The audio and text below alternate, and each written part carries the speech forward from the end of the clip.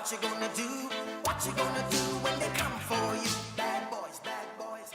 News Talk 640 WFNC. The face on the screen right now, Sergeant Alpha Caldwell, who is here with us talking about the Fayetteville, Cumberland County Crimestoppers Crime of the Week for WFNC. It's always good to have you here. Thank you. Good morning. You've got two individuals, one from the Yes. city, one from the county. Mm-hmm. You want to keep you close to the microphone. Can you shift over just a little bit there? Gotcha. All right. Give us the breakdown. Who do we have this week? All right. So the Fayetteville Police Department's homicide unit is seeking the public's assistance on March the 2nd, 2020 at approximately 5:53 p.m.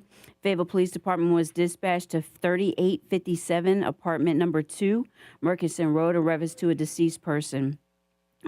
Officers located Nina Mullison. She was found dead inside of her residence.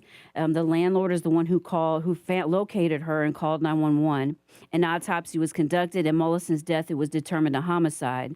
Nina was a loner. She didn't have a vehicle, and she was known to walk to the Exxon and the Family Dollar on Murchison Road at Country Club Drive or near Country Club Drive.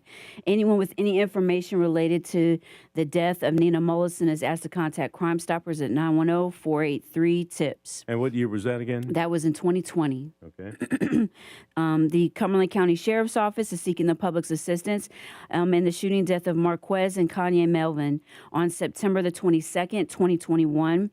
The Sheriff's Office, Cumberland County deputies, they responded to 1121 Charlie Drive in Shaw Heights community in Fayetteville regarding a shooting. Upon arrival, the deputies, they discovered 4 individuals suffering from gunshot wounds.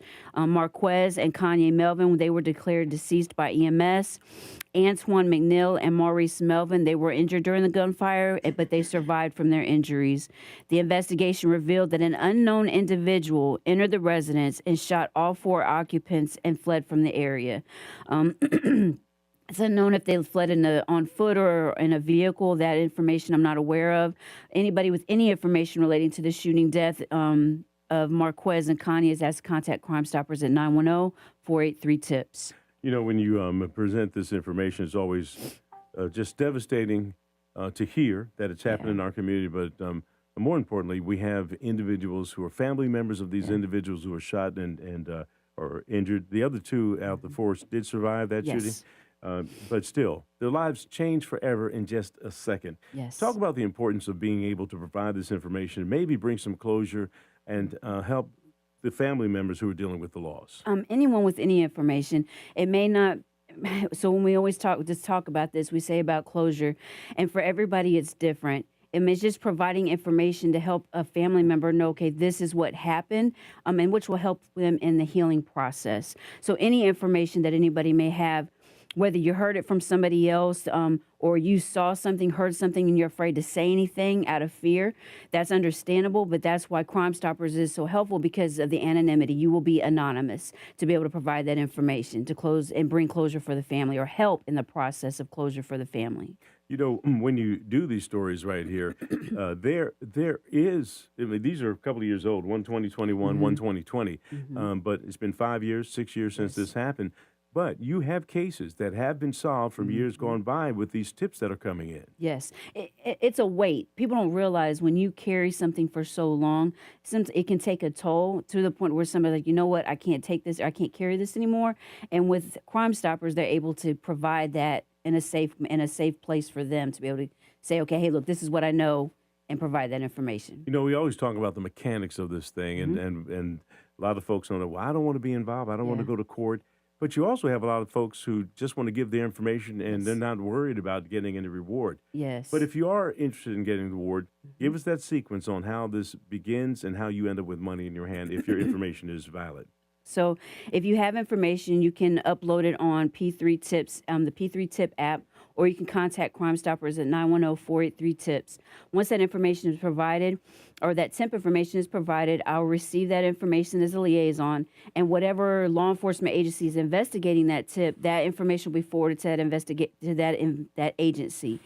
If that tip leads to an arrest or a charge, If that tip leads to an arrest or a charge, you will be eligible for a reward. You will be noted with the tip you provide. If an arrest or charge is made, the board members for the Crimestoppers board, they will vote on that tip being approved.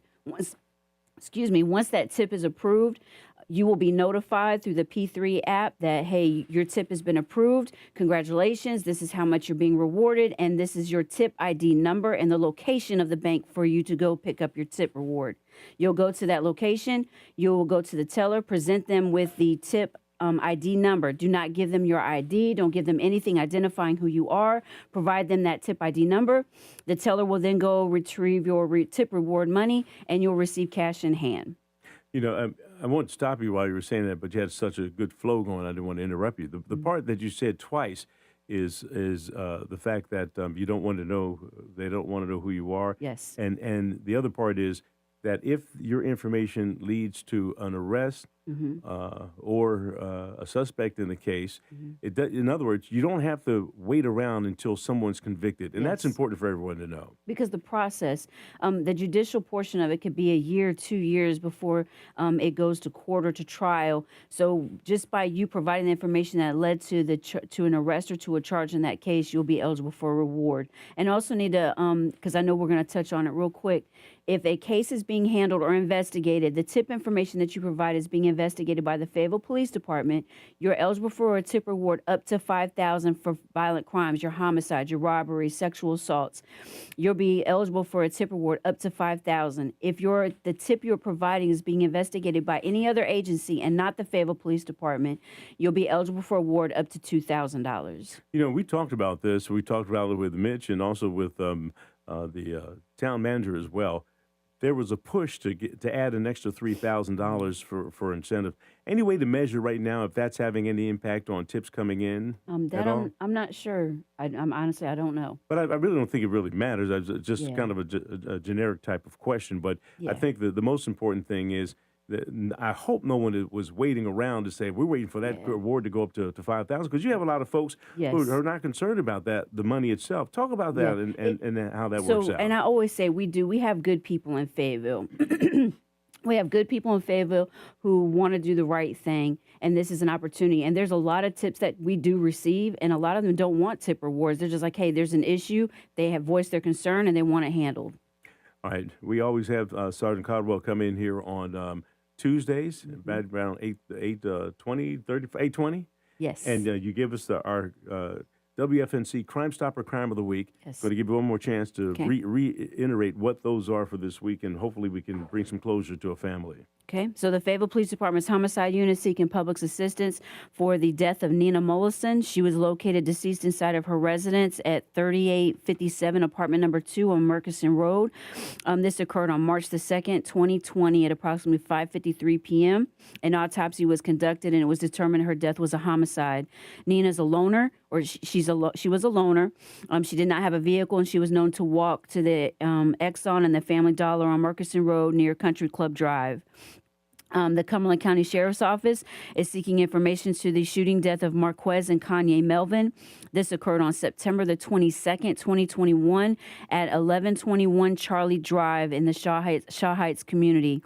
Deputies responded to the shooting. 4 individuals were found with gunshot wounds. Marquez and Kanye Melvin were declared deceased on scene. Antoine McNeil and Maurice Melvin, they were also injured in the gunfire, and they survived from their injuries. The investigation revealed an unknown individual entered the residence and shot all 4 of the occupants and fled from the area. Anyone with any information on both of these cases are asked to contact Crimestoppers at 910-483-TIPS. All right, well, Sergeant Caldwell, we always appreciate you coming in. Thank you so much, and we'll see you next Tuesday. Thank you. All right, you're listening to News Talk 640 WFNC. Right now, we've got local news from CBS 17.